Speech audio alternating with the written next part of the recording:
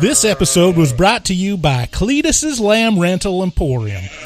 Are you tired of buying a lamb for your enjoyment, only to find out that they need constant feeding and protection? That's not what you signed up for. At Cletus's Lamb Rental Emporium, you don't have to waste your time and energy on caretaking. You just get to enjoy your lamb's companionship and whatever else you enjoy about your lamb. We don't ask questions. So come on down to Cletus's Lamb Rental Emporium to rent a lamb today. If you use code HMT at checkout, we throw in a free jar of peanut butter. Call 1-800-BARIM-U to find a location nearby.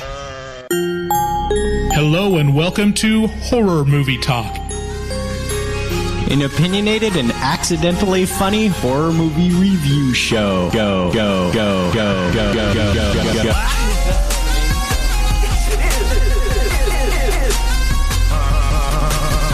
I just had to stroll through the scraggly woods. He had no face!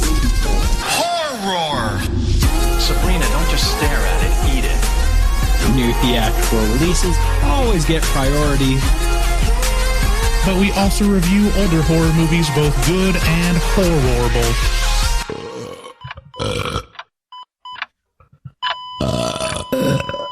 Wow, that didn't sound good. Hello and welcome to Horror Movie Talk. Your panel of expert hosts each week are Dr. Bryce Hanson, that's me.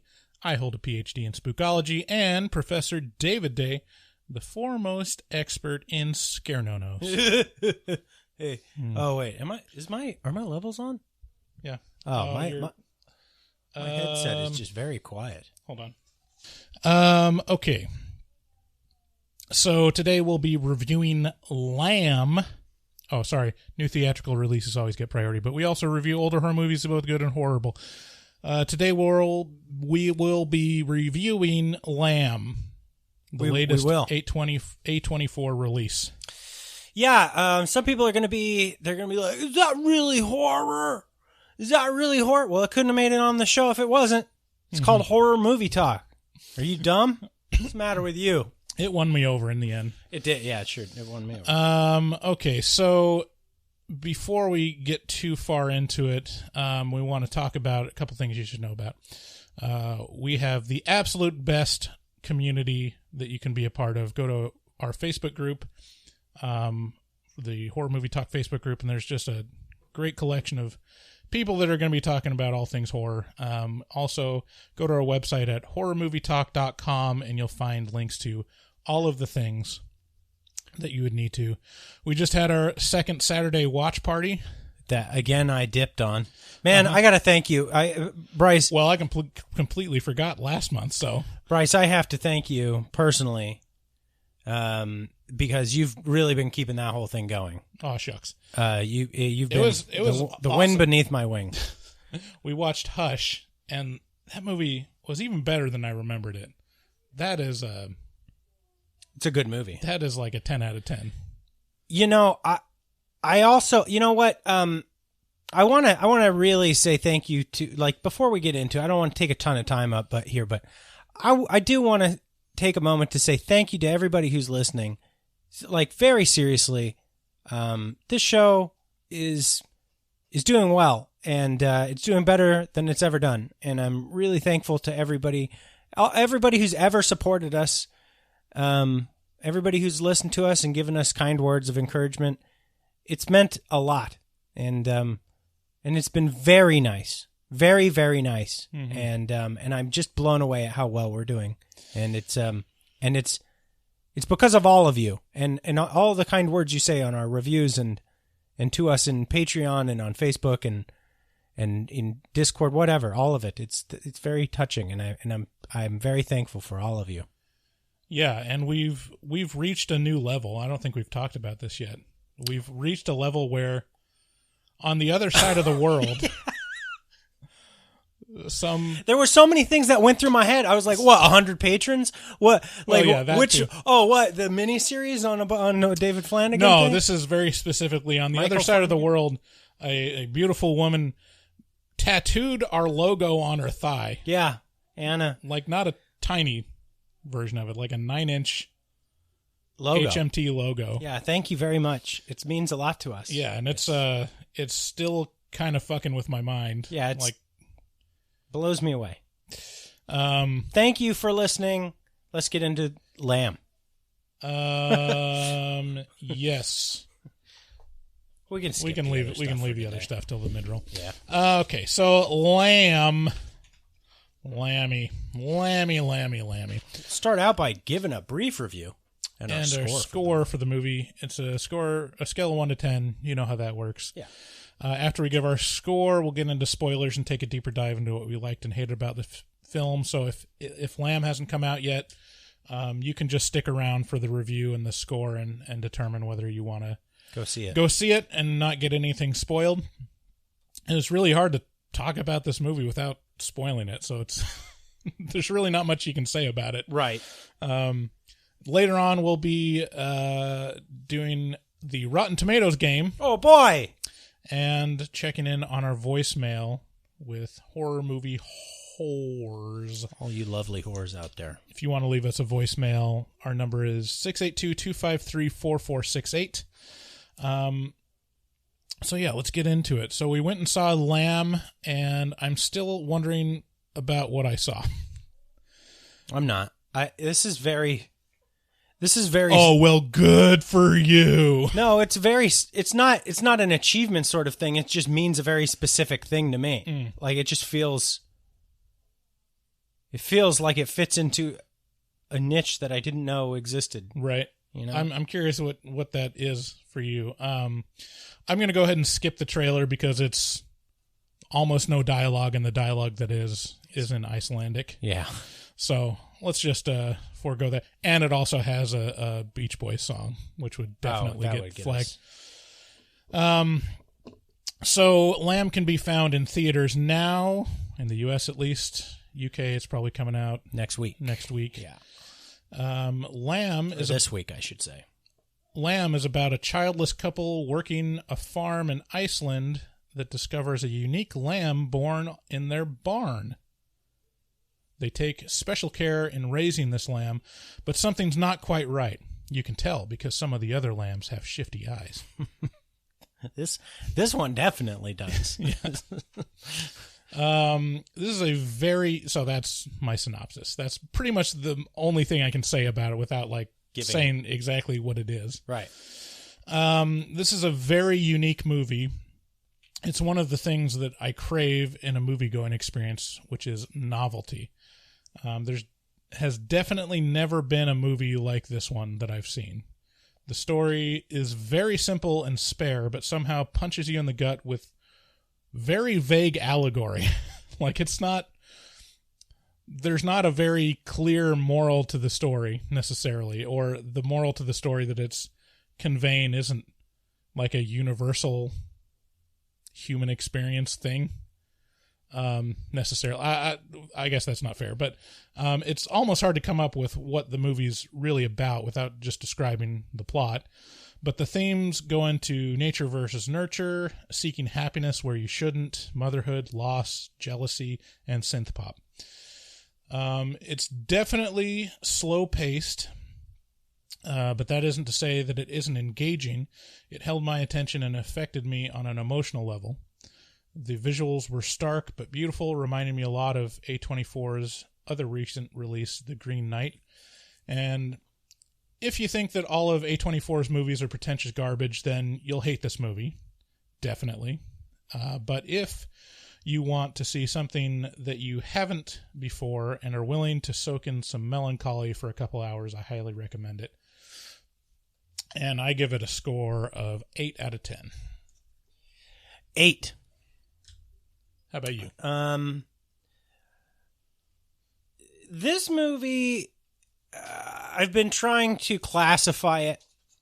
For me, the storytelling and the feels very similar to a Philip K. Dick experience. Particularly, I'm thinking of Blade Runner, which is electric sheep do they dream? Blah blah blah blah blah. But it also feels a lot like a Ridley Scott effort. which I'm just a huge fan of. I just love Ridley Scott. And my eyes are up here. I know. Hey, whoa. But, I'm just, I'm saying it because I feel like this is an important point, because it feels really bleak and quiet, and without it never intentionally holds your hand, right? It's just like, here you go. Here's the thing. Here's for you. And that's Ridley Scott's deal. And that's why I loved, what was that recent show? Raised by Wolves. This had lots of Raised by Wolves vibes, and it had a lot of kind of Blade Runner feels. And so I don't know. I think if you're a big fan of either Philip K. Dick or Ridley Scott, this is, I got those sort of, and the questions that they pose, right, which are like these deeply human questions, but also like set in this this very fantastical or science fiction-y sort of universe. Right? It's like, for some reason, everyone accepts what's going on here, kind of. Like, they realize it's incredible, but they also kind of go, okay, like they run with it, kind of. Yeah, I mean, I haven't seen Raised by Wolves, but it doesn't. I would not go to Ridley Scott for this. Like, he seems a lot more straightforward, either science fiction or like very clear with the messaging and the kind of the moral to the story that you're supposed to get out of it. Oh no, I don't think so. I mean, in a storytelling sense, I think like Gladiator and Alien, and those are very clear in what it's trying to say. Oh, I don't think so. With Alien, I think there's a huge undercurrent of the question of AI and whether or not it can be seen as its own life form, right? Yeah. Its own sentience, right? And that's all just kind of unspoken. I mean, it's part of the story, but never part of the dialogue. Yeah, I mean, there's that. There's kind of like the corporate greed part of it. There's kind of dystopianism. A lot of that. I mean, a lot of like, science fiction tropes. And this one, I wouldn't classify it as science fiction. It lives more as like, or even like kind of in the kind of same world of storytelling as science fiction. I'd say it's like fantasy. Yeah, fantasy. Definitely. Well, fantasy and sci-fi, to me, they're just two sides of the same coin. And really folktale. Like, the folktale is what it really feels like. Sure, but I'm not trying to compare the style that Ridley Scott would bring. I'm just saying his storytelling and Philip K. Dick's storytelling also. Yeah. They tackle these kinds of like deeply human, but also like way like where out of left field like efforts. Yeah, I mean, I get it. Yeah, Blade Runner, I can see it there. That's a lot more vague and doesn't hold your hand. So yeah, there's a bit of that. But also, this is just so plain in what the story actually is. Yeah, it's very pared down. Just kind of interesting. So, what was your score? Oh, good question. Boy, yeah, I don't see any reason not to give this a 10. This really, I can't even pin down what genre this is necessarily. This is just a human experience sort of thing. And it's so deeply it's so moving. And it speaks to something like so based inside of like the human experience, kind of. I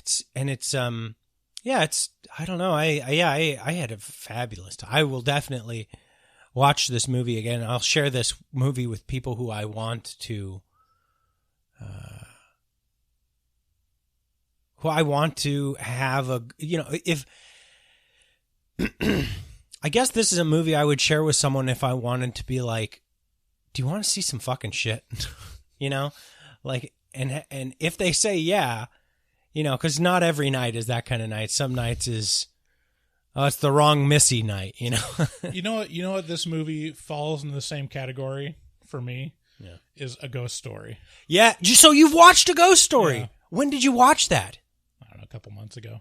Isn't it beautiful? Yeah. It's gorgeous. Yeah. It's so perfectly sad. Yeah, I mean, this is right there. Like, you have to be in a very particular mood to, like, sit down and watch this movie, I feel like. This is so much more interesting in a engaging way than Ghost Story. It's more engaging because there's, an actual kind of plot and story that's happening other than just watching a ghost walk around and look at stuff. Watching basically A Ghost Story is like it's just watching the passage of time, really. Right. But yeah, I mean, the things that keep it back for me from giving it a 10 out of 10 is that it was really effective and really unique, but it didn't necessarily, like, I had an emotional connection, but it wasn't like I didn't have super strong emotions. It was just like very muted, like kind of, I don't know, just muted feels, just a lot melancholy, but not like overwhelming sadness. It was just kind of like, wow, this is it's an experience, but it's not necessarily like an experience that I would say like, you have to have this experience. It's more of like, I felt that's very, very interesting. I would give it, I mean, I would recommend it to a certain set of people, but it wouldn't be at the top of my list. Like, right. all my 10s are like, I'm going to bring this up every time I talk about movies. Yeah. Are my 10s. 8 is like, if I know the person and we've watched a lot of the same movies, I can say like, yeah, you gotta see this one. I think this is a beautiful movie.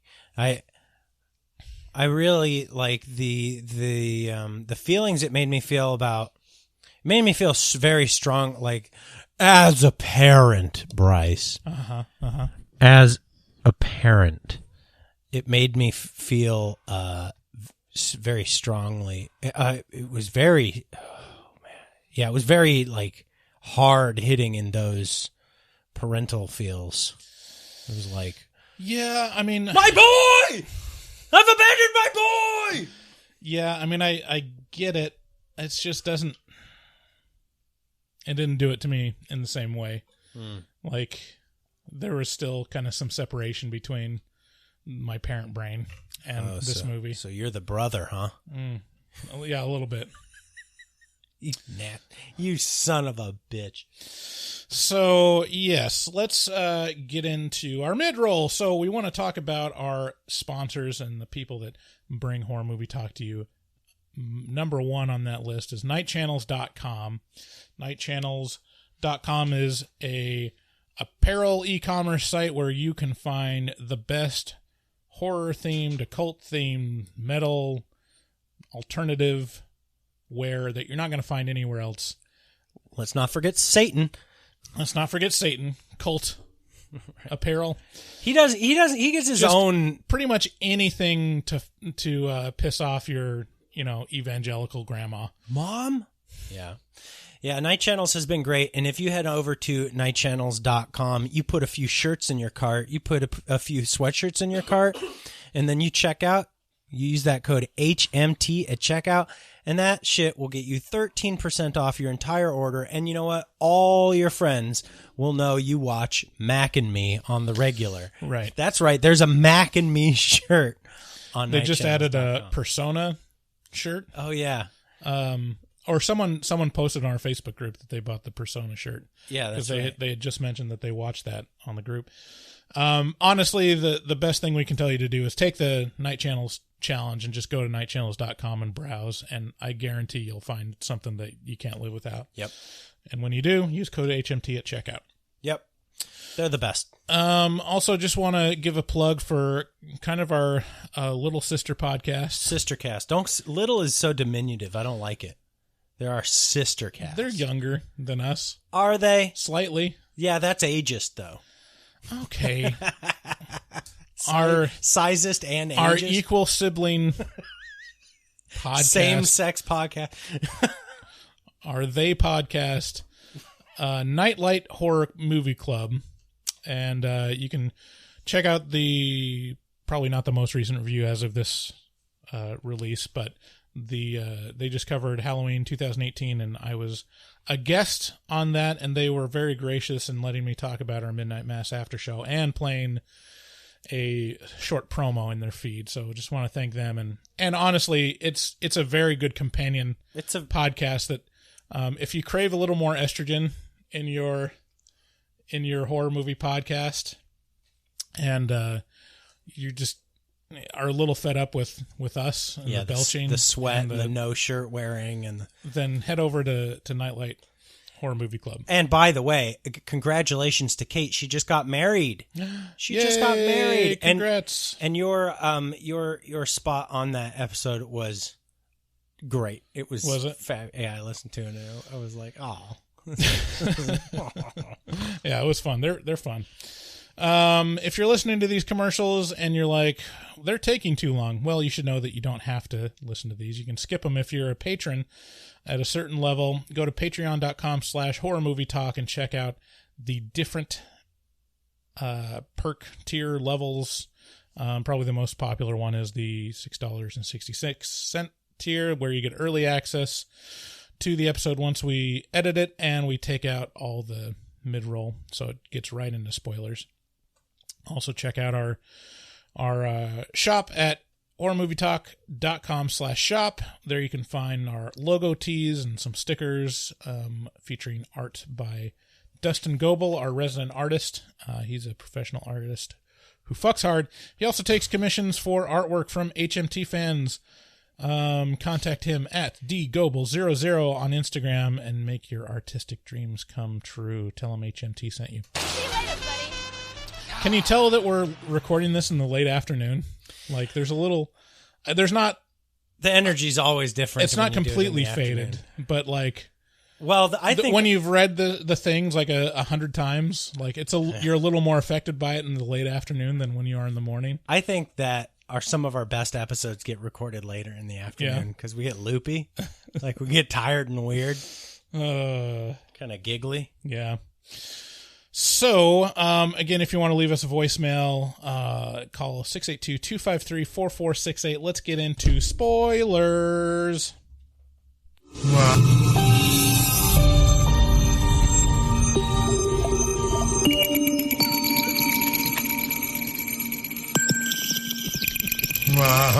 The French. I love the Here, let's try to time that again. Let's get into spoilers. All right. Anyways, okay. So, I mean, what is there to say? Well, I just think So, is that Goat Boy? That's Goat Boy. Yeah. You cannot find Goat Boy clips on YouTube. Really? A completely. There's like a dark spot on like YouTube of like where you realize like, oh yeah, this didn't exist before like, what was it, 2005 or something? Yeah, 5. Mm-hmm. And it's like, oh, all the things that were in my, adolescent pop culture knowledge base. Because you're really It old. would require someone having a VHS copy of it. Right. To port it over to YouTube. Okay, boomer. And hey, what's his name? Jim Brewer. Jim Brewer. I love Jim Brewer as like a comedian, but he opened for Metallica, and it was the fucking worst shit I've ever seen anyone do in my entire life. And Jim Brewer, for that, fuck you. Honestly, it was the worst. He was just in a gigantic stadium, in a massive, ultra-massive stadium. He was doing crowd work. Jim Brewer was pointing at people and going, "Who's the oldest one here to see Metallica? who is it? Oh, we got an 80-year-old over here. Not going to get any older than that. For 45 minutes.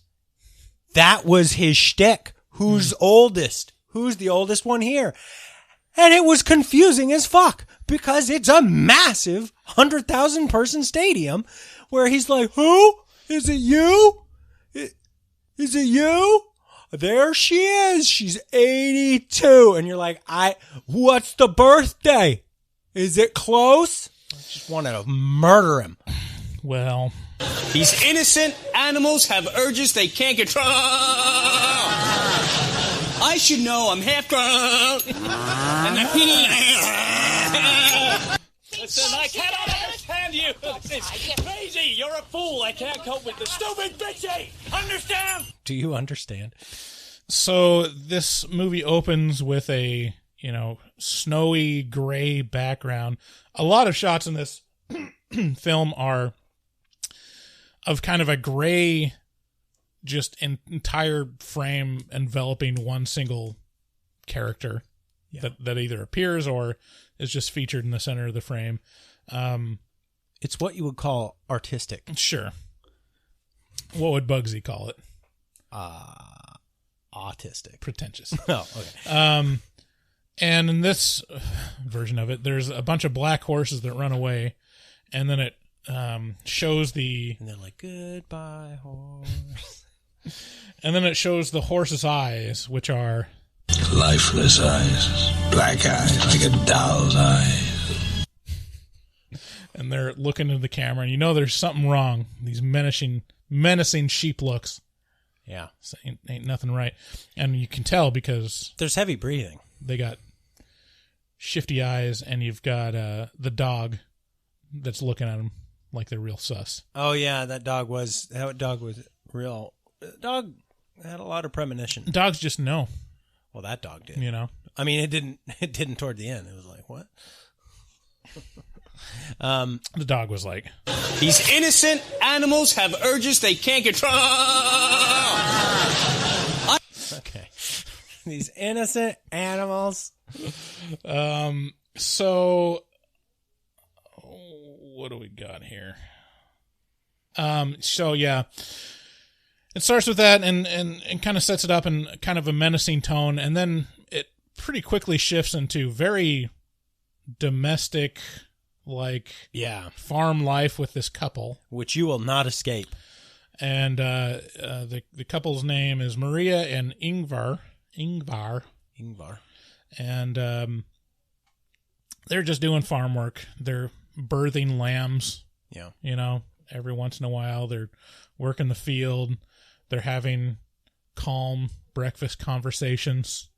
A lot of reading in their off time. Perhaps putting on a record. There's a conversation early on in the movie that I was looking for. What are they? It's one of those things where it's this has to mean something, and it ends up not meaning anything for the theme that I know of, which is they talk about that the scientists discovered that time travel is possible. And so I was figuring that there's going to be something about time travel, but that was a complete red herring. It was more of highlighting either regret or pain from the past. So I think, but even then, it's pretty vague. Well, it hit me just right because it felt like regret. It felt like, because the way that conversation ended was he was like, he was like, presumably you could travel into the future, and she was like, and not that I would, because things are fine right here, right now, and right. I like the way things are. And then she was like, yeah, it's but realizing this is a trap. But and then she opened up the Pandora's box of, but if you can go forward, you could probably go back. And he was like, right. Mm-hmm. And to me, that just said, oh, she did something or he did something in the past that they regret. And now they're just smoothing those sheets over. There's don't let's not talk about what happened before. There are some very subtle like references to the past. It's pretty clear she fooled around with his brother. Yeah, his brother had a relationship with her. Yeah. I don't know what the timing of that would be, but or if there was crossover. Right. But then we also know that they used to have a child. They visited the gravesite of one or more children. I don't know. There's a bunch of crosses, and that again, I was looking for like the time travel element. I'm like, how many times have they gone back? Have they gone back? And I was still holding out hope that this time travel element was going to come in, and it doesn't. It's a complete waste of my energy to think about. So I'm not laughing at you. This is so exactly a thing that I would do. Right. But also it's why movies hit different people differently at different times, right? Because I just took this to mean exactly. I was like, oh, she did something in their past and she regrets it, and then I went, moving on. Yeah. And I never thought about the time travel discussion again. What was the recent movie that you were like really, really looking deeply into, and I was like, I don't see that at all. Yeah, Candyman. Yeah, Candyman was probably it. Yeah. But I just think That's what the movie had to say about that. Right. So it goes to another sheep being birthed. Another lamb is born, except this time they're shocked looks. Yeah. Like, oh, they're shocked about something. And then for like the next 20 minutes, you're trying to like keep a peek at what's up with this fucking lamb. Yeah, they're like, whoa, we're going to take this lamb. Yeah, and they wrap it up the house. Yeah, they wrap it up in a cloth. They put it in like a crib. And you're like, is that a lamb baby? Yeah, they're like. There is only one thing worse than a rapist. Boom. A child. No. No. No, it's a lamb baby, man. Mm-hmm. It's a man lamb. Mm-hmm. A mam. Mm-hmm. These innocent animals have urges they can't control. I should know I'm half grown. People are going to hate this. The same way I hated Jim Brewer. Or love it. Wish death upon him. See, I never really liked Jim Brewer. He's like one of those, like, just a really, really narrow band of what he can do. Yeah. You know? Stoner, like, party bro kind of comic. Yeah. It's not like just story based. Right. Same kind of, like a less funny, Bert Kreischer. Chrysler? Kurtner. So Burnt Chrysler. Burnt Krishna. So I mean, I'm not a huge fan of him, but the fact that he had an entire character on SNL around being a goat boy, Bob Crystals, is like, I mean, yeah, you can't. Right. If they were available, I would have about 30 drops of just goat boy, but I can't. Thank God. Okay, so you find out eventually that this is a lamb baby, and it's very subtle. You catch like little glimpses of it, like reaching out an arm on the crib. And you're like, fuck. And then the thing's got a baby hand. It's not until Peter shows up where it's fully revealed. And that takes a while. Yeah. Like that's like chapter 3 of 6 or whatever.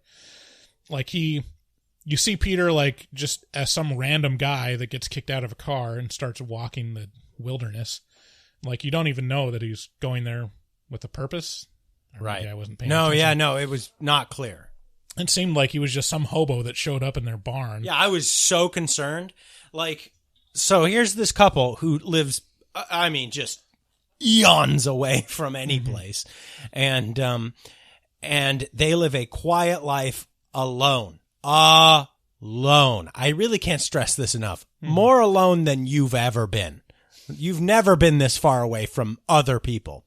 And then this dude, like in a leather jacket, smoking cigarettes, gets kicked out of a car of ingrates and starts walking towards their house, and I was like, oh shit, this perfect little idyllic life that these people got going on with their lamb baby is going to get knocked all a tousle. It's going to get all tousled up.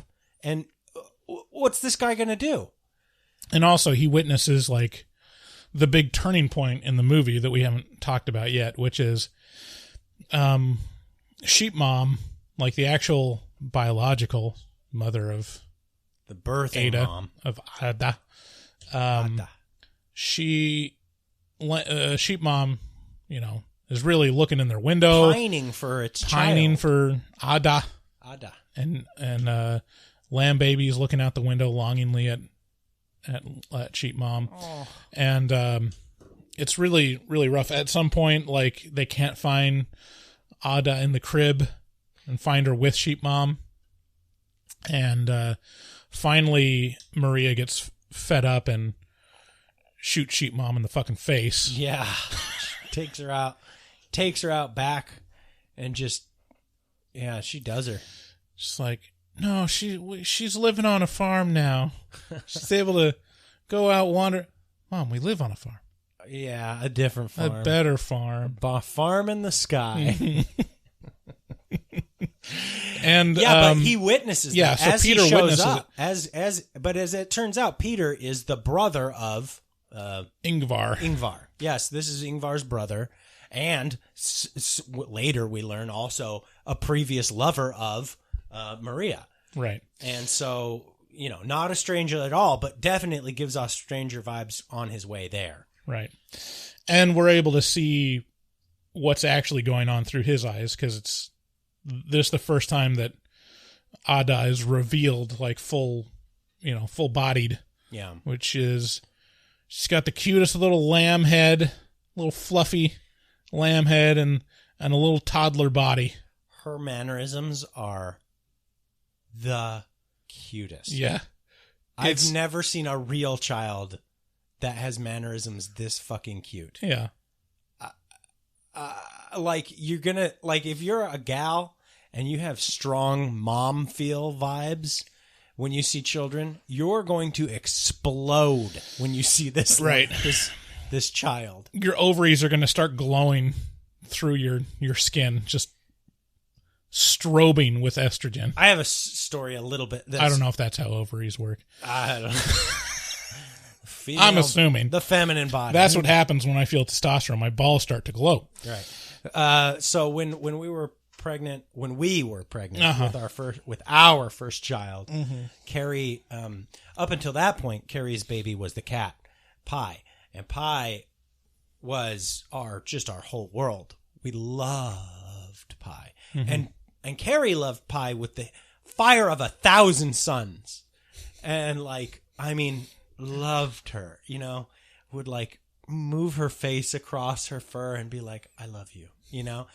And one when Charlotte was born, she's like, out of the way, you. Out of the way, you. No, but before Charlotte was born, one night, Carrie said, what if I gave birth, but it was to kitties? And I was like, oh shit, there's some weird girl shit going on in you right now. I was like, oh, look at this. This is something deep inside you that I don't get. This would have been a good episode to have a female guest host. Yeah, it would have. Because maybe there's something there. Maybe there's a secret desire to give birth to kittens and lambs. Yeah, because when we're left in charge of it, you just get... There is only one thing worse than a rapist. Boom. A child. No. So, at some point, it's just kind of glossed over. It's mentioned something about folktales. Like, they're barely touched on. Yeah, they're watching a movie. The real mama sheep is outside, like, blah, blah, child, come to me. And they're like, I can't hear the movie. And Maria says to Ingvar, she says, what did he say? I missed it. And he goes, I don't know, something about fairy tales. And it's all so poetically perfect, you know. Right. It's like the baying of the real mom is what caused her to... Whoa. I mean, who's to say who the real mom... They're both moms. I'm sorry. We live in a post-truth Even the society. father is a mom. That's right. Post-truth, people. Yeah. So that's really what this movie feels like as a folktale. The other thing it feels like is a early 2000s music video. It feels like a music video by Michel Gondry. It feels like that "Where's Your Head's At? Where's Your Head At?" video with the monkeys. Mm-hmm. And there are little people faces on little monkeys running around. Yeah. It's just like I could see this as a 6-minute music video, and it could tell basically the exact same story in 6 minutes. Yeah. There's really no need to be a 2-hour-long movie. This definitely could have been a short film. Yeah. And I guess there's stuff added to it by having it a feature-length film, but I don't know. It made me feel feelings. It made me feel feelings too, but it probably would have made me feel feelings if it was 20 minutes long too. And set to the basement jacks. Where's your head at? Right. What else? What else we got going?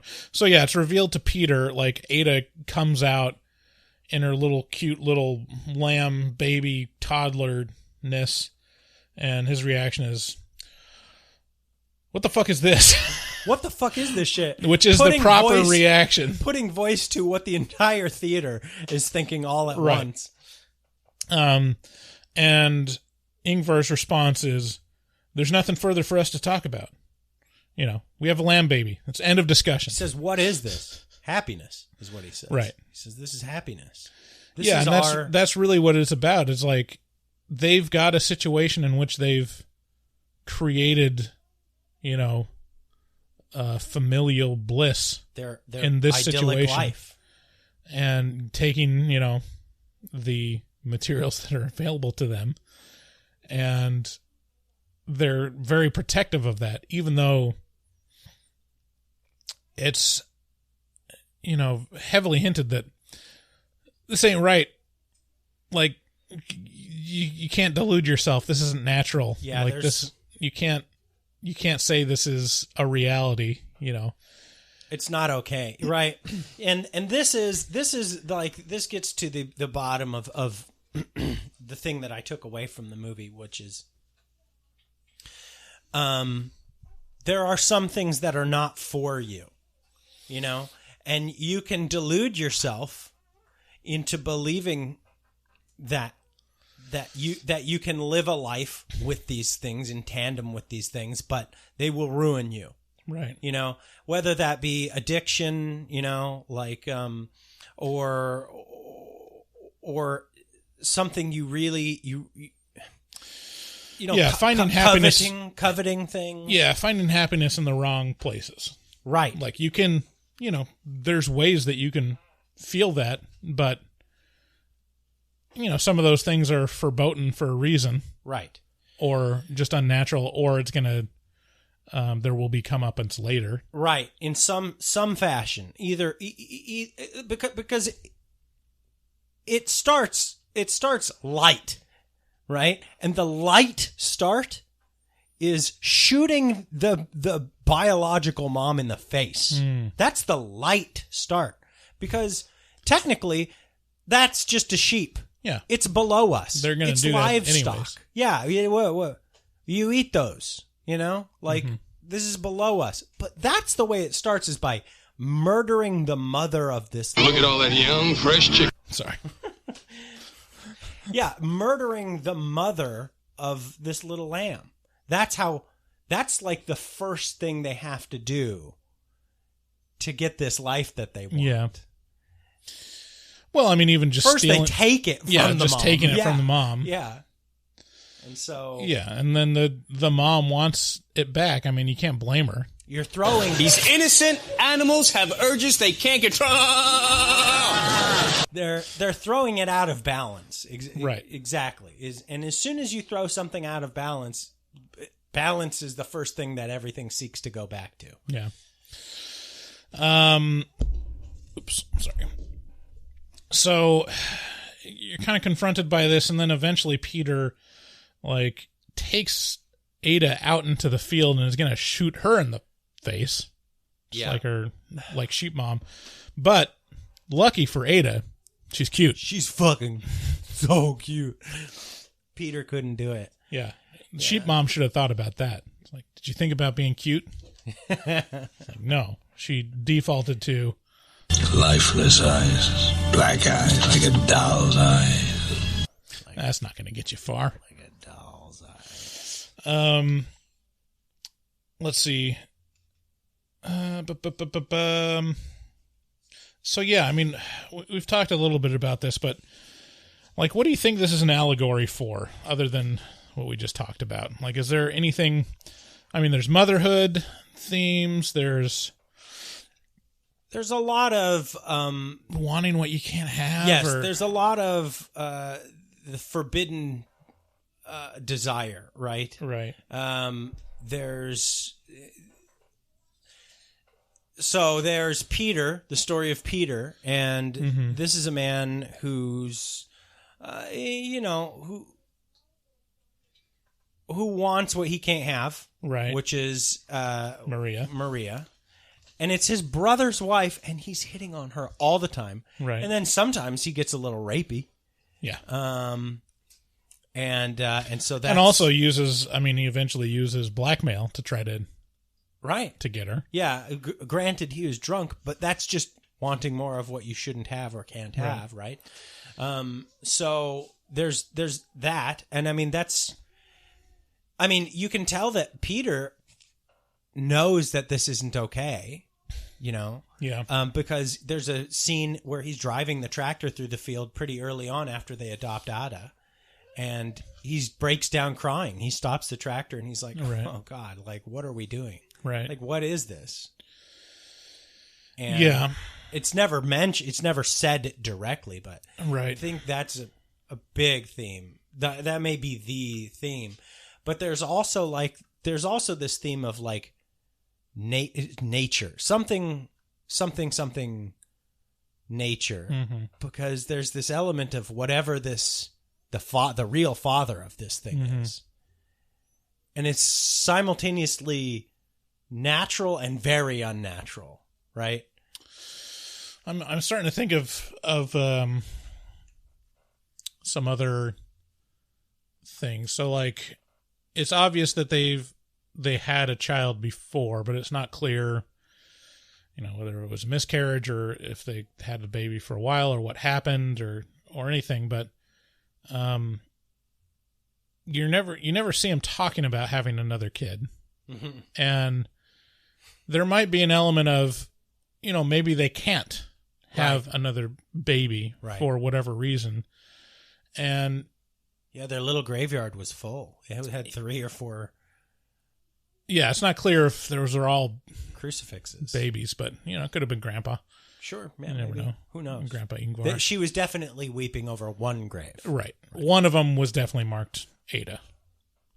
And so, if you're put in a position where you can't have children, and it's like you're bumping up against the reality of nature, biology, like genetics, and that's a hard thing to bump up against if it goes against your desires, because it's final.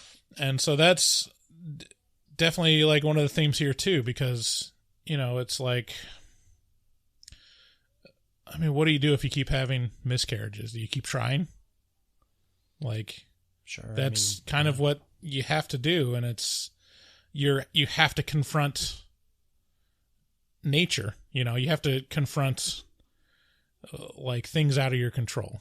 Yeah, and try to make the best out of it.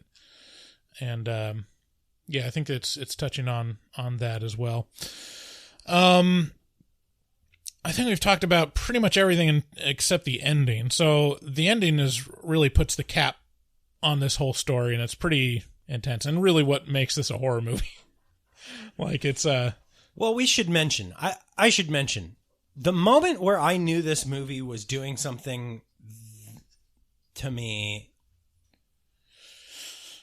For the first third of this movie, I was like, what is happening? What are they even going for?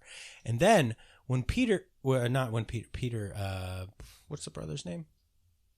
The brother's name is Peter. Oh, the brother's name is Peter. Ingvar is who I'm thinking. So when Peter shows up, I felt dread. Right. And that's when I realized, this is very slowly building suspense and dread within me. Mm-hmm. I was like, I was so wrapped up in what was going to happen to poor little Ada, when Peter took her out into the yard and was threatening her with a gun. Right. And then it just keeps building slowly, and very background. If you're not like super in tune with your empathy centers, then maybe this won't hit you like as strongly as. But I didn't even realize. Like I usually am very aware of my tenseness, but it snuck up on me. Right. Yeah. So yeah, it's definitely throughout. It's building suspense. Yeah. And throughout the movie, you're confronted with Ada doesn't really feel natural in this family. No. Like she leaves and they find her with Sheep Mom. Like there's a point towards the end where they're watching soccer or some sport that I've never seen before. Did you know what sport that was? It's handball. Handball? Yeah. It's in the Olympics. Wow. Okay. Do they also have dodgeball? If you can dodge a hand, you can dodge a ball. Kickball. Olympic kickball. So there's a point where she leaves because it's like, it's kind of weird. The animalistic tendencies of humanity are kind of displayed because they're very aggressive and they're drunk watching sports. They're drunk and they're like angry watching the sports unfold, which is also kind of how I view people when they watch sports. I'm like, why does this matter so deeply to you? Like I feel like a little lamb baby. Yeah. Like I don't get it. Poor Ada, she got all shook by the adults yelling and stuff, and she just wanted to go outside. So she walks outside and the dog is out there and there's some kind of presence and the dog is looking shook, and then you hear the dog bark. And then the dog don't bark no more. Yeah. So something's there. Some kind of monster, some kind of comeuppance is coming. And in the end, it does come because Ingvar is out walking Ada in the fields and he gets shot through the chest suddenly and shot several times. And then it pans over and there's a or a ram man. Yeah. There's I don't know.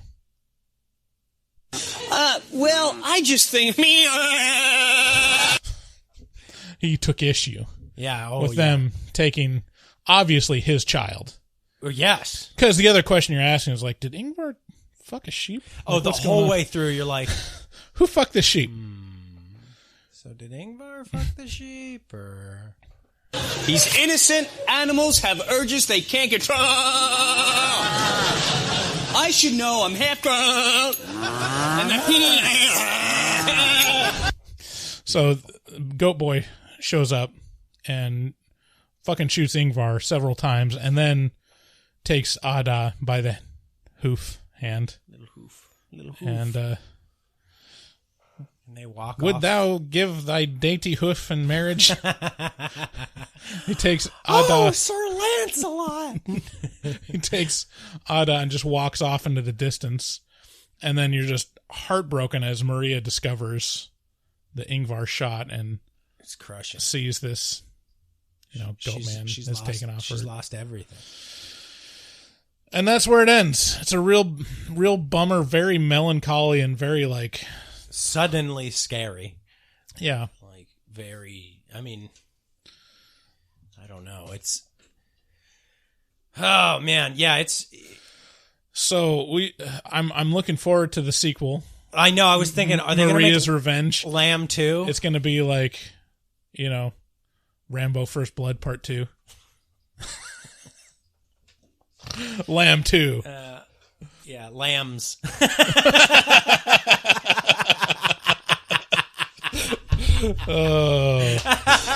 Well, I just think me.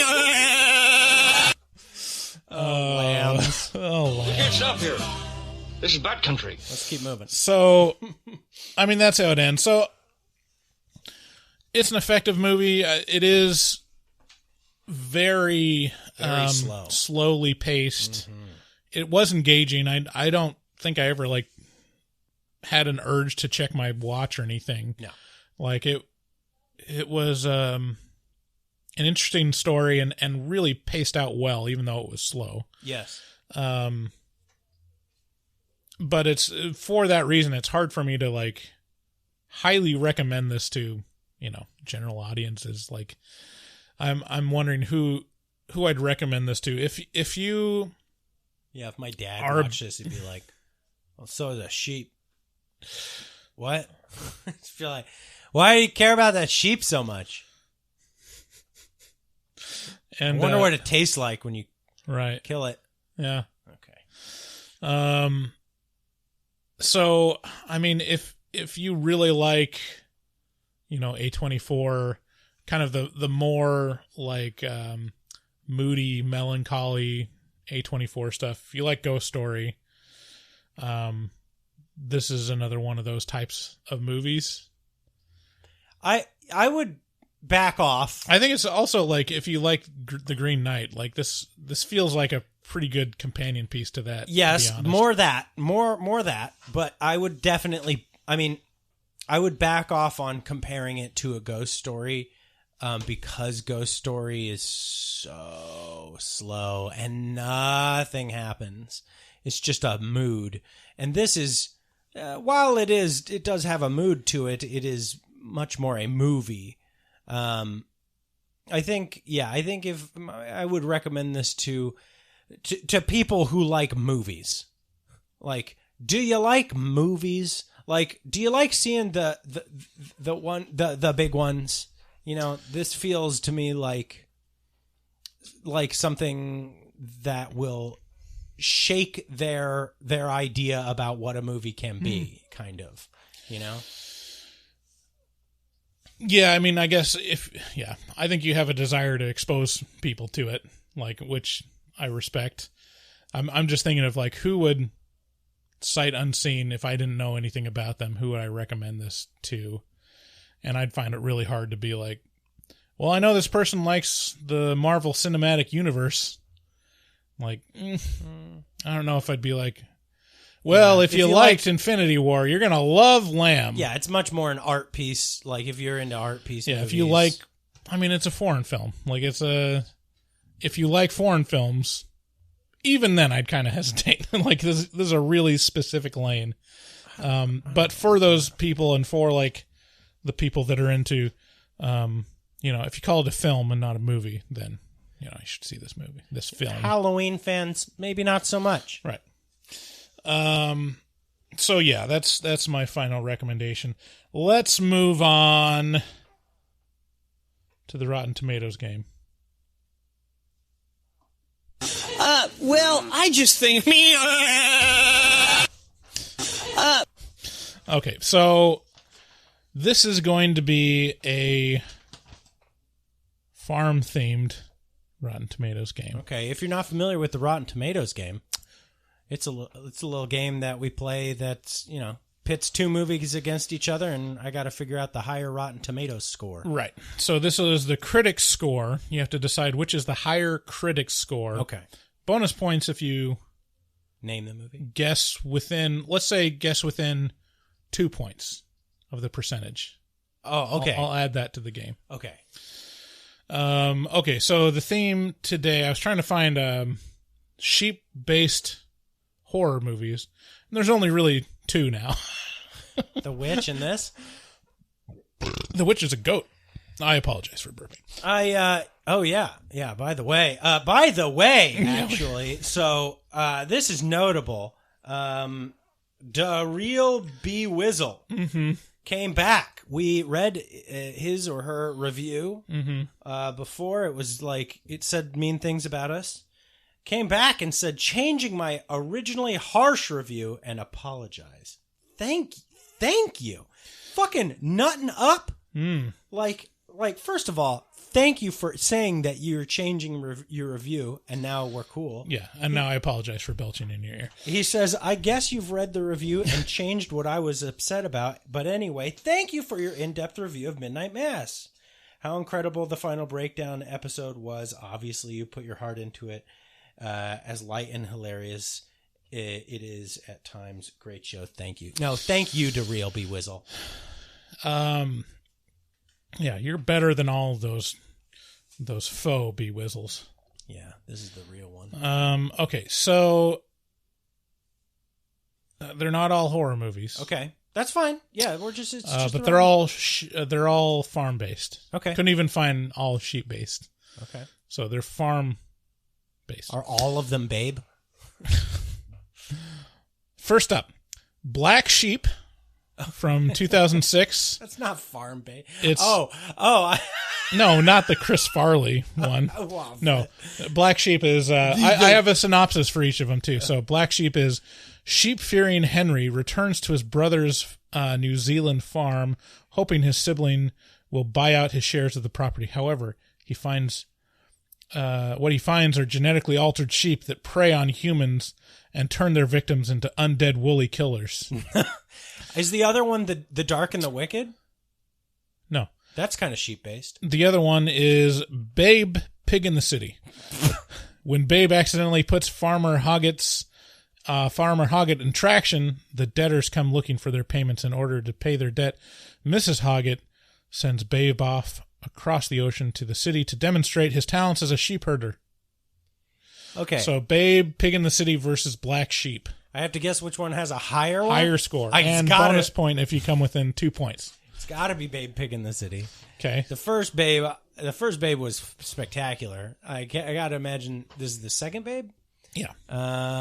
It's probably fallen a little farther from the tree. I'm going to guess it was at 86. Okay. Wrong. Wrong what? Black Sheep won with 72%. Babe, Pig in the City, 65% Rotten Tomatoes score. Jesus. Wow, how the mighty have fallen. Babe, really, that was your loss, not mine. Okay, next up. This film we are reviewing right now, Lamb, we just talked about what it was about, versus Shaun of the Sheep movie, which is All Is Well at Mossy Bottom Farm, except for the fact you know what the movie is. Yeah, the guy who does the Wallace and Gromit movies. This definitely is higher. I'm guessing it's probably sitting in the 96 realm.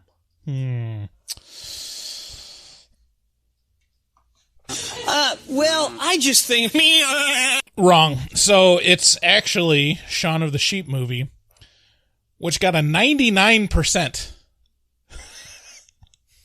1 point away from perfect. Just what? 1 out of 100 critics thought, no, it's not for me. All of the rest of them were like, yes. What? Shaun of the Sheep movie. What's happening? That's my jam. Lamb got 86%. What's happening right now? What is so you this? gotta answer all of them correct now. Like, not doing well. Okay, next up, The Witch. From, The Witch. The 1630 New England panic and despair envelops a farmer, his wife, and their children when the youngest son, Samuel, suddenly vanishes. And then, 1995's Babe. About Babe the Pig. I don't have any idea now. Like, everything's just all weird and upside down. Phil, like, who's giving Lamb bad reviews? What's not bad? 86 is really good. Yeah, but that means that 14% of them have negative shit to say about this. Who are these people? Mm-hmm. I mean, I could definitely see people say negative things about Lamb. I can't. It's not for everyone. But reviewers, though, you think all these pretentious dickheads would be like, "Oh yeah, let me lick my." Okay, well, there's Gene Siskel, there's the Gene Siskels out there. They're like, I didn't like it that it had one hoof. Thank you, Gene. Let's see here, boy. Okay. So the witch versus pig, or witch versus Babe. Okay, well, Babe is a crowd pleaser. It's a audience favorite. It's a family movie. I'm going to say Babe, and I'm going to say real high. I'm going to say 94. Ooh, so close. Babe is the winner. Yeah. 97%. So just 1 point away from getting that extra point. That was so close. Okay, but you're on your way. You could still win this. Mm-hmm. Okay, next up is Isolation, which is about a genetic experiment goes horribly wrong at a remote Irish dairy farm, versus Chicken Run. This engaging stop-motion claymation adventure tells the story of an American rooster who falls in love with a gorgeous hen on a British farm. Another one by Wallace and Gromit people. Oh, man, I don't know. He scored so well before. I'm going to go with Chicken Run, and I'm going to say it's sitting right around in 87.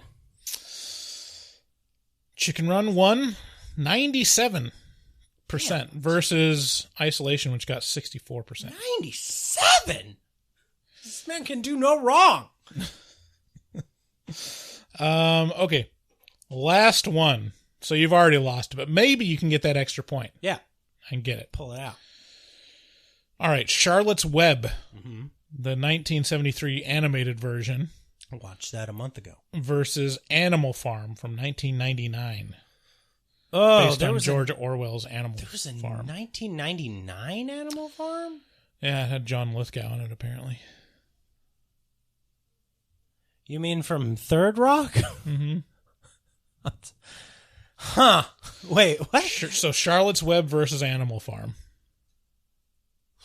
I gotta imagine that Charlotte's Web, the longtime classic that everybody's seen, is scoring higher. And also, I'm going to say, time has been kind to it, and it'll be right around a 92.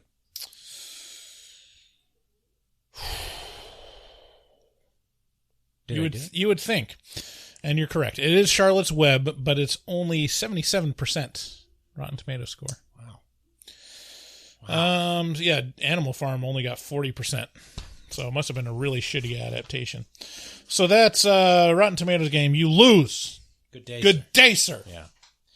All right, let's move on to horror movie whores. Whores.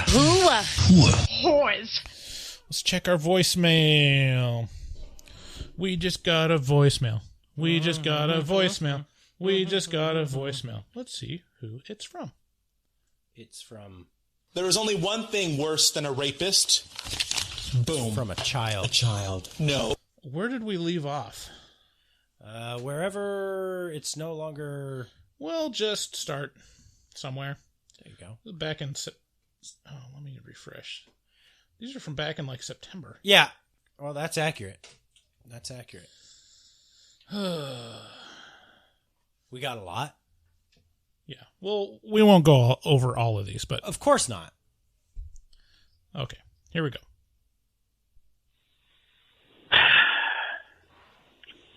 This is old T-Butt Jones again from Ohio. I'm not sure if it's just me being amped up on pre-workout or not, but you guys are really fucking pissing me off on this episode.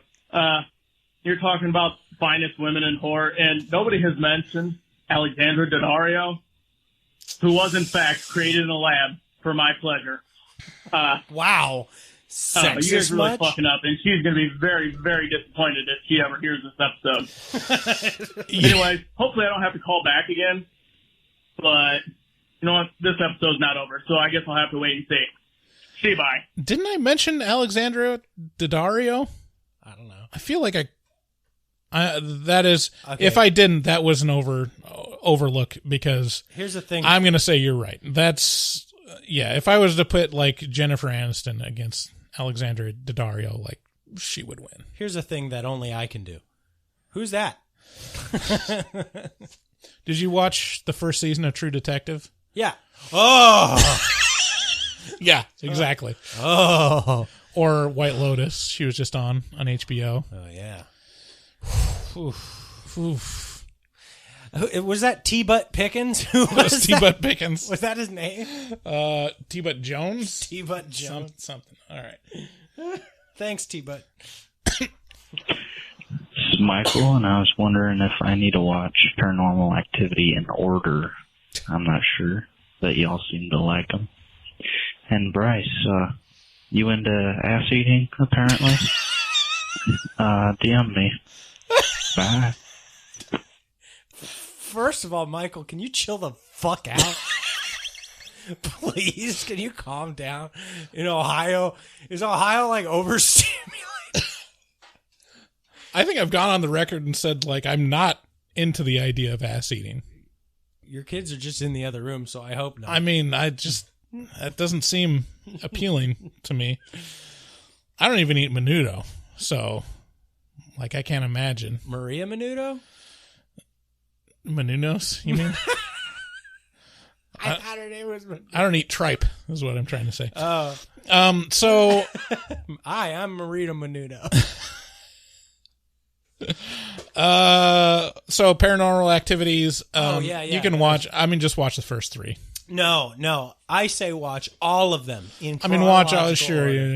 order. Yeah. Watch them in order of release. It's a fun time. And but start with 1, 2, and 3. Oh, I'm so excited! The new Paranormal Activity is going to be coming out on Paramount Plus. Bryce, we have to spring for Paramount Plus. Okay, that was so easy. You just said okay. Yeah. Why not? Okay, let's do it. Hey guys, this is Sam from Texas. Long time, first time. I'm calling in regards to the after show for Midnight Mass. I finished watching it just last night. I really enjoyed it. It's a fantastic show. I'm a big fan of Mike Flanagan's work. I just wanted to kind of give my thoughts and not necessarily tell you guys are wrong or anything like that, but just kind of give my thoughts and 2 cents on how I felt about it. Overall, the characters were fantastic. The writing was great. Performances were top-notch. And I was just happy to see the return of a gothic vampire, in that story. And honestly, I'm just glad there weren't any sparkling or pretty vampires in there, because if I see another one of those, it'll be too soon, honestly. The themes were extremely, clearly communicated. And sometimes a little too heavy-handed, in my opinion, and it has nothing to do with whether I agree with them or not. Because I do like that they covered both sides of the argument there, which is great. Where I felt it got a little too heavy-handed was at the end, and it kind of. I'll give you an example. On episode 4, so spoilers. Riley and Aaron share with each other what they think what happens when you die. They both share the different points of view of what they think happens, which I thought was great. But then at the very end, on episode 7, when Aaron is actually laying on the ground, dying and bleeding out, it cuts back to what she really thinks happened when you die, and it's a little different from what she said the first time, which was cool. But I felt like it was a little redundant in a way. I feel like it almost would have been better if, in episode 4, when Riley says what he thinks, and then he asks Aaron what she thinks, before she said anything, I think it would have been better to just cut away and leave the audience wondering, like, well, what does she really think happens when you die? And then at the very end, on episode 7, we get to see and we can come back to that scene and see what she thinks of when you die, which I thought would have been a little bit better and a little less heavy-handed or redundant. Overall, I really love the show. I'd give it a 10 out of 10 as well.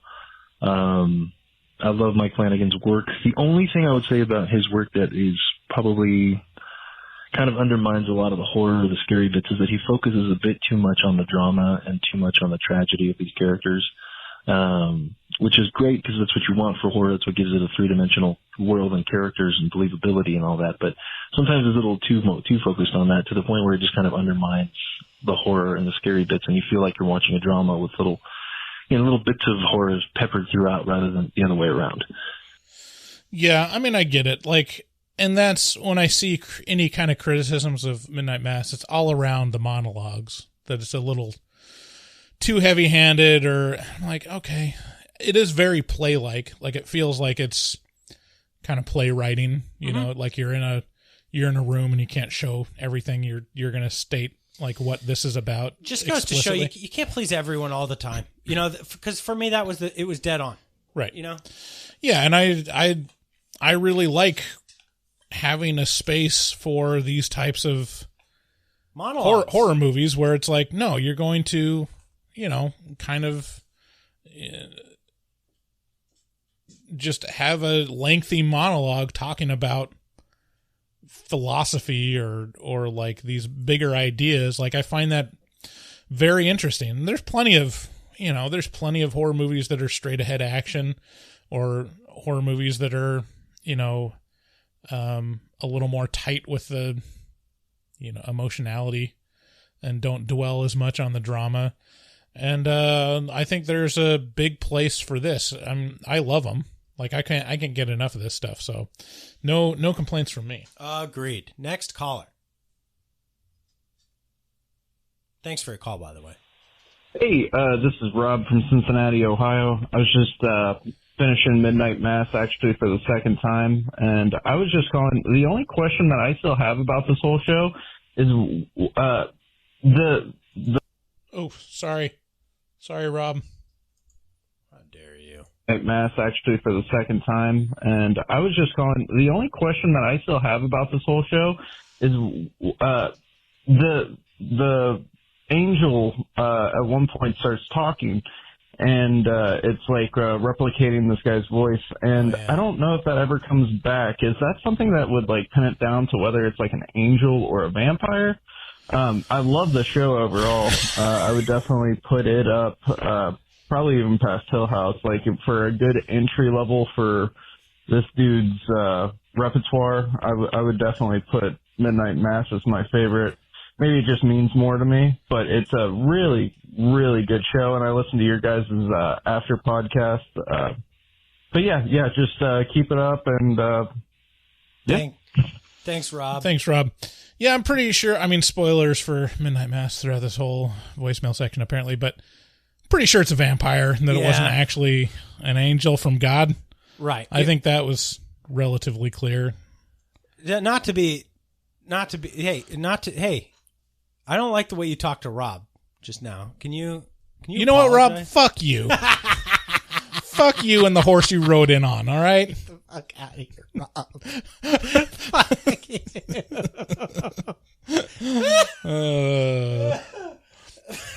you, Rob.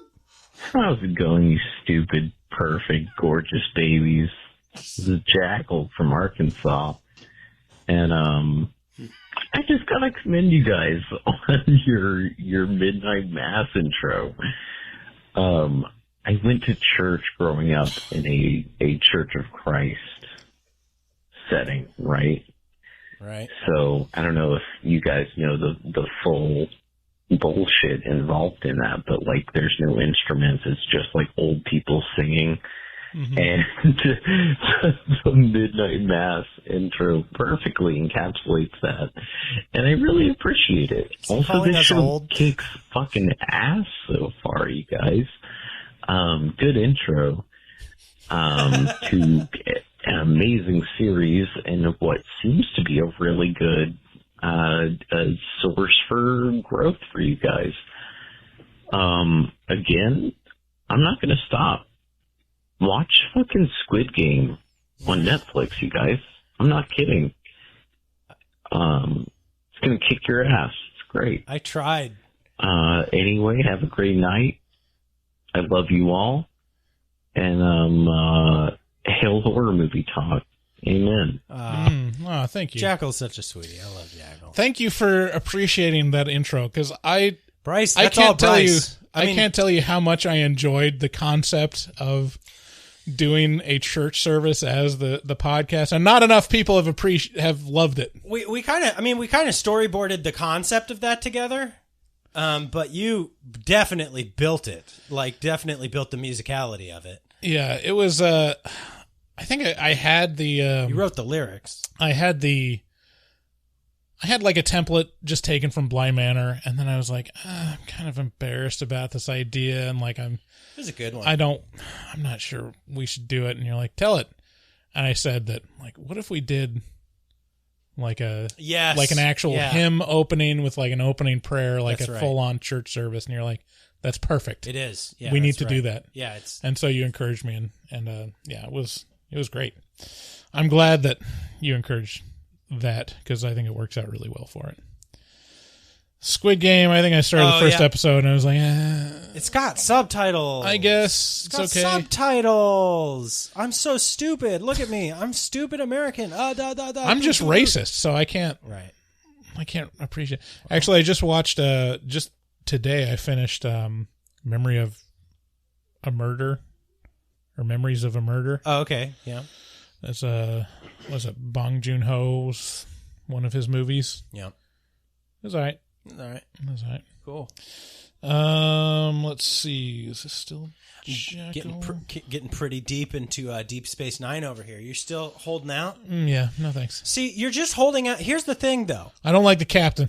You're just holding out. You're letting one person's opinion of it. Sully well, for a long time that was the I primary remember watching like the pilot episode and a couple episodes in when it came out. And I was like, it's not TNG.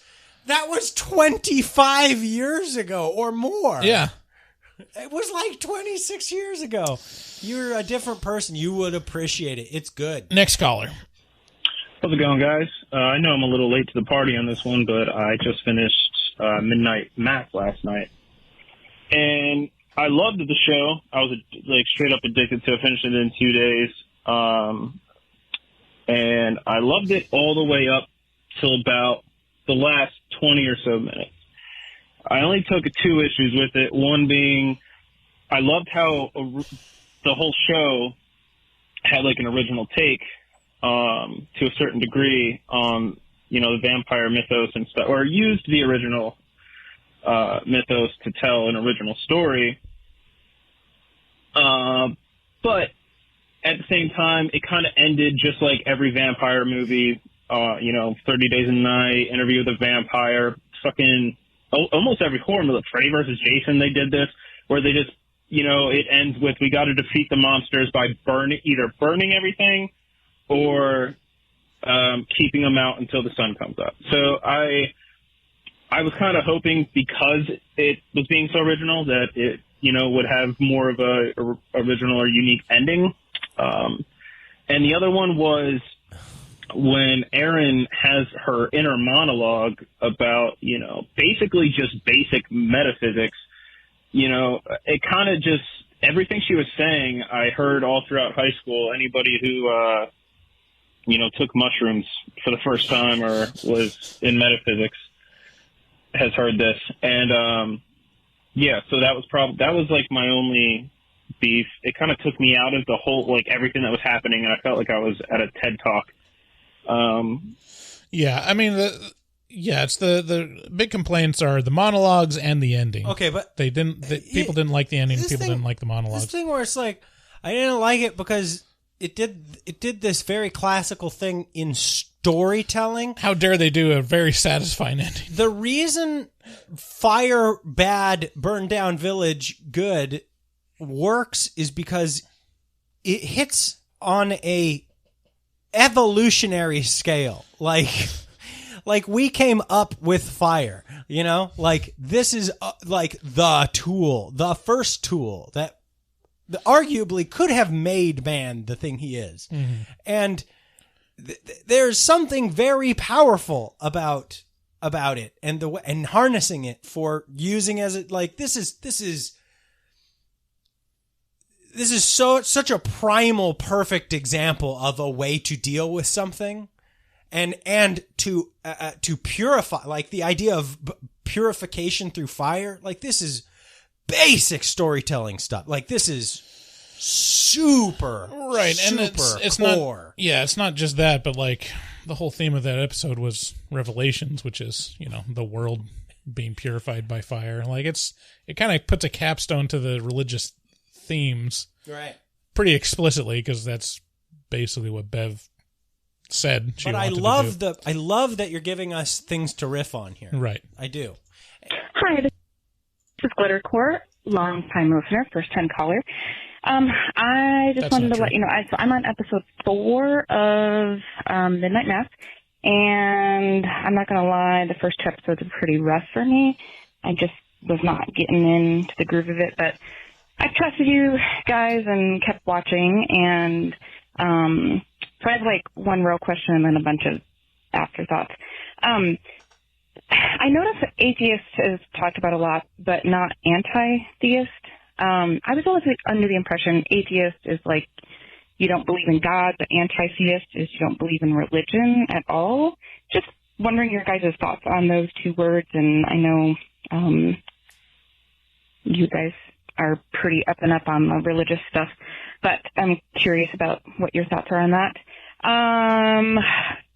Okay, so anyway, when I found out Erin lost her baby, definitely my first thought was, can there be a whole episode about Riley, like, trying to put a baby back inside her?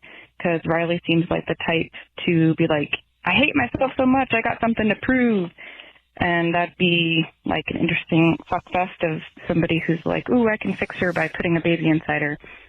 When the mom's blood, or whoever's blood was boiling in the tube, it totally reminded me of The Thing.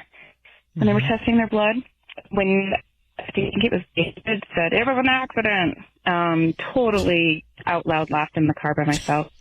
And then sometimes Pastor or Father Paul's pain that he has quite randomly looks like he's got a surprise painful boner, or is maybe trying to hold back like a explosive diarrhea. My uterus. Anyway, episodes 3 and 4 definitely got me more hooked, and I definitely will continue it and finish it.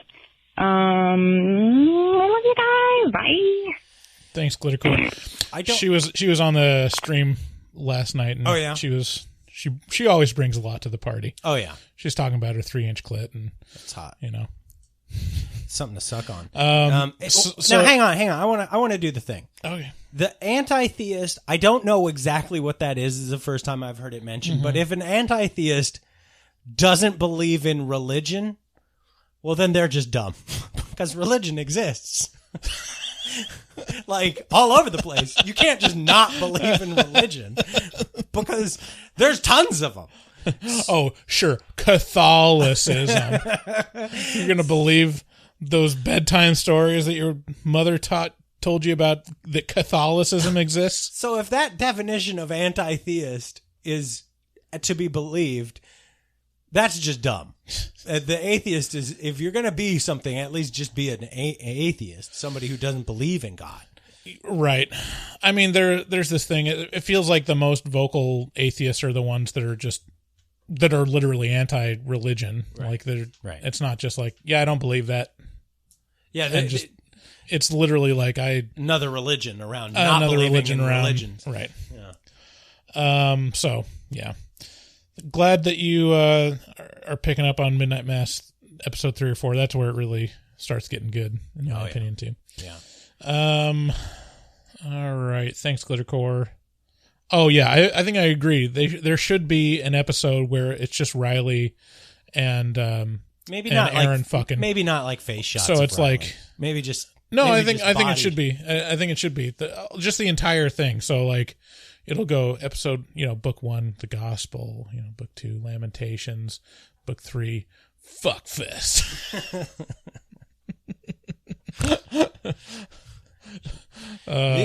Anal Angels 5. Okay. So yeah, that wouldn't work if they want to make a baby. Okay, let's see. Here we go. It's your boy Bugsy calling in from my way back from Pennsylvania and Maryland. I was camping. Now I'm on my way back to Florida. Florida, the home of Tom Brady. Anywho, Bryson, you, David, it's your boy Bugsy Siegel. I'm excited for the Halloween 4 official HM Titties review and being a part of it at the end of this month. We got Halloween Kills coming out. Most anticipated film since 8/18 with Jamie Lee Curtis and her woke old yogurt eating ass. and then I get to do my review with you guys. Love y'all. Talk to y'all soon. Stay tuned. It's your boy, Bugsy Myers. What's up, Doc? So we've established that was Bugsy and that he'll be on the show for covering Halloween 4. Yeah, he'll be at the end of the month. We'll review Halloween 4. Bryce, I got to tell you, I'm a little concerned. I have about the episode with Bugsy. He seems. I mean, I've never talked to him, over the phone or anything like that. But We've had Bugsy on, didn't we? I don't know. Didn't we have Bugsy on a show? No, you may be thinking of Babyface Billy. Yeah, we did Babyface. But Bugsy seems uncontrollable, inconsolable, completely out of his mind. He's. I don't know if we're going to be able to get a word in edgewise. We'll see. Yeah, stick around to see what that review is. Well, like. the benefit of having him calling through Zoom and not being in the room is I can just press mute. Ooh, he's gonna hate that. You can't do that to Bugsy. Well, I wouldn't tell him. Well, right. Well, apparently he's not a huge listener because we talked on the stream last night and mentioned Midnight Mass. There's several points in Hush where it talks about Midnight Mass, and he's like, "This is the first time I ever heard it. What's Midnight Mass?" Like, okay, it's only the last 11 episodes of the feed. How much cocaine have you done, Brian? Hello, it's Elizabeth. So I'm only going to leave this one voicemail and then be done with it about 13 Ghosts. I actually don't impacted really know ass any of the full of backstory 13 of 13 Ghosts. Ghosts. I actually never had the DVD. I actually only saw the movie a couple months ago. Didn't even know there were backstories, so that's not the reason I like the movie. The reason I like it is I just think it's really well done. I mean, I guess I could see where people would call it a crappy movie, maybe Final Destination is a crappy movie, but at the same time, it's a good movie. So it's a good bad movie, I guess you could say. So I don't know. Also, the jackal is absolutely terrifying, and I was freaked out by that thing. And also, I do not have a thing for Matthew Lillard. I just think he's a fantastic actor. I think everything I've seen him in, he has played the role so perfectly. That's why I like him so much. I actually don't really think he's that attractive, but he's awesome. So, also, I'll never let you guys live this down. Host, 9 out of 10, come on. Okay, bye. I mean, I guess I'm a pretty sick guy. Elizabeth, I'm going to be super honest. I have no idea what to say after that call. You've just left me so speechless with all of your opinions. I feel like the people who leave us bad reviews must feel where they're they just have to get it out. They're just these fucking idiots are so I can't even. See, I'll agree with you that 13 Ghosts is a good bad movie. That is. What does that mean? If you want to watch a dumb horror movie with friends, that would be on that list because it's not. It's a dumb horror movie. I get it. I can see enjoyment from some aspects, but it's not a good movie. When the other thing is Matthew Lillard being really good at anything he's in. Anything he's in is basically him being Matthew Lillard. Yeah, it's not acting. It's just him. The closest he gets to acting is Scooby-Doo. Well, probably SLC Punk, but I haven't seen that. I don't think so. I think that's literally just Matthew Lillard playing Matthew Lillard. Well, we respect your opinion, Elizabeth. Thanks for sticking it through. I don't really respect it so much. Hey, this is Robert Carter from Provo, Utah.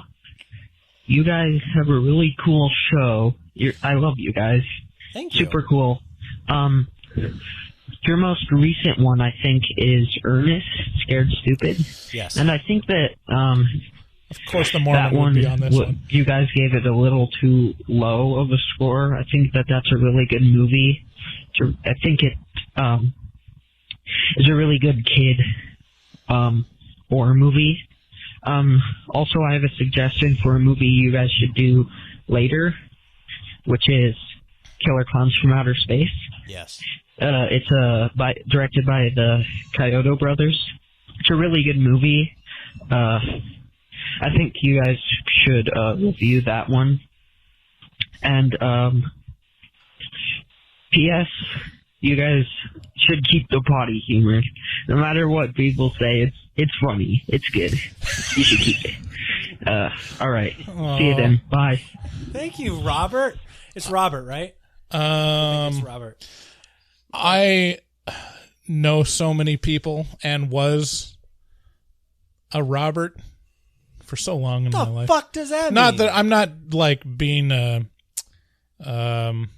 what's it called? I'm not trying to be condescending, but I'm just doing the math. Provo, right?